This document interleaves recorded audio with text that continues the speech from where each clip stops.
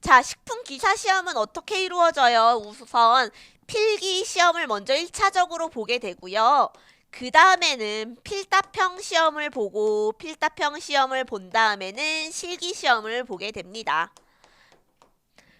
필답형과 실기 시험이 묶여서 하나의 작업형 시험으로 묶여져 있죠. 그래서 나는 필기 시험을 보고 필기 시험을 합격하신 분들을 대상으로 실기 시험을 볼 수가 있고요. 필기 시험에 합격한다면 2년 동안 실기 시험에 응시할 수 있는 자격이 주어집니다. 자, 그런데 필기 시험을 보고 나서 필기 시험은 1년에 식품기사 같은 경우는 3번의 시험이 있고요. 그 다음에는 2년 동안 실기 시험을 볼 수 있는 자격이 있습니다. 그렇다면 나는 이 시험을 공부할 때, 나는 필기와 필답과 실기를 한 번에 다 공부해서 빨리 따야지 라는 생각도 좋지만 우선은 필기 시험에 집중해서 내가 필기를 완전히 안정적으로 시험을 합격을 해놓고 그 다음에 천천히 필답과 실기를 준비하셔도 늦지 않을 것 같습니다.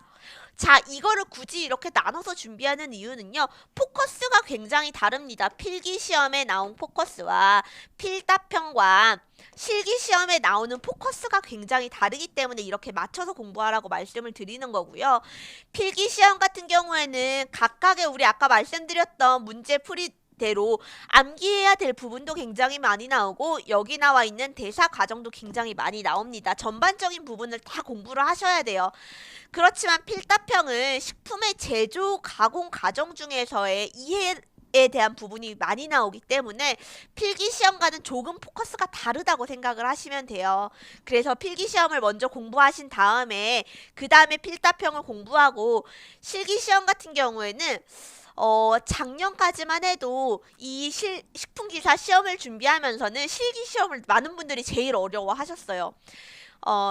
기사 실기 시험들이 다들 어렵긴 하지만 식품기사 실기 시험이 좀 더 어려운 편이라서 합격률도 30% 전후밖에 되지 않았었는데, 2020년부터는 실기 시험 문제가 굉장히 많이 바뀌었어요. 그렇기 때문에 일부 과정이 일부 문항이 제외가 됐고 19년도부터 바뀌어서 문항이 제외가 되었고 좀 더 내가 지금 이론적인 것보다는 지금 실생활에 적용이 되고 있는 실제 실험실에서 많이 활용하는 문제를 중심으로 실기시험 문제가 바뀌었기 때문에 내년부터는 조금 더 합격률이 오르지 않을까 기대를 하고 있습니다. 그렇기 때문에 자, 우선 공부를 시작하실 때는 여기 있는 필기시험을 먼저 중심으로 이 두 가지 카테고리에 맞춰서 공부를 한 다음에 필기와 실기를 준비하는 것이 좋겠다라고 말씀을 드립니다.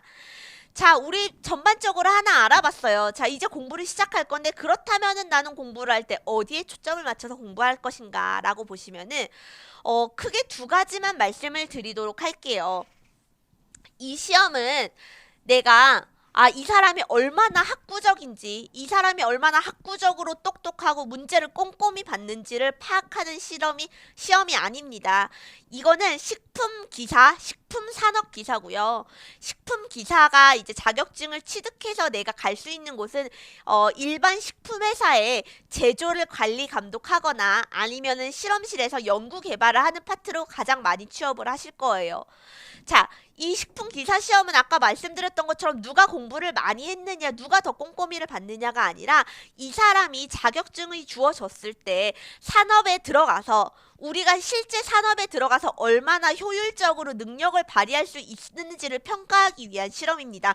그렇기 때문에 시험을 공부하시면서 두 가지 팁만 드린다면은 첫 번째는요, 여기 나와 있는 이 모든 이론적인 내용들 중에서 실제 산업에 어떻게 적용이 되는가, 아니면은 실제 산업에서 많이 사용하는 부분인가 라는 부분을 항상 고민하고 공부를 하시면 좋을 것 같습니다.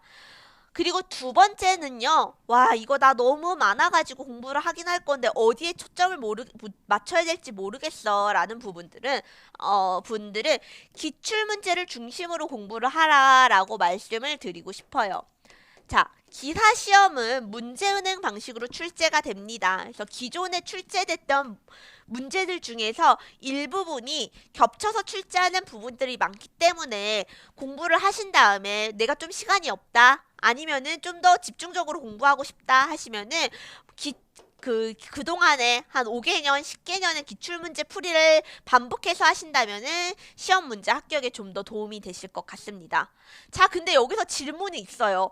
그러면은 저 이거 공부 안 하고 기출문제만 보면 되는 거 아니에요? 라고 말씀하는 분들이 계실 텐데, 그러면은 당연히 안 되겠죠. 왜 안 되느냐? 자, 제가 기출문제를 보고 외우려고 그래요. 근데 기출문제를 우리가 초등학교 시험도 아니고 중학교 시험도 아니고 문제와 답과 번호가 똑같이 나오지 않습니다. 내가 예를 들어서 단백질의 분해에 대해서 나올 거면은 같은 유사한 문제와 유사한 형태와 유사한 포인트의 문제가 나올 수는 있지만 그대로 완전히 똑같이 나오지는 않아요. 물론 일부는 똑같이 나오지만. 그리고 내가 기출문제를 보려고 해도 내가 어느 정도 아는 상황에서 기출문제를 보고 이해하고 암기하는 것이, 내가 아무것도 모르는 상태에서 글자만 보고 암기하려고 하면 암기가 되지가 않겠죠. 그렇기 때문에 우선은 전체적인 내용을 보고 내용에 대한 이해를 하신 다음에 이해가 어느 정도 됐다면은 두 번째로 기출문제를 풀이하시면서 그 기출문제를 보고 거기 나와 있는 추가적인 그 뒷배경까지, 그 추가적인 부가적인 내용까지 이해를 하고 넘어가신다면은 여기 식품기사에 나오는 문제 중에서는 크게 어려움이 없이 문제를 푸실 수 있을 것 같습니다. 자, 이제 앞으로 여기 1단원부터 5단원까지 전반적으로 공부를 해 나가면서요.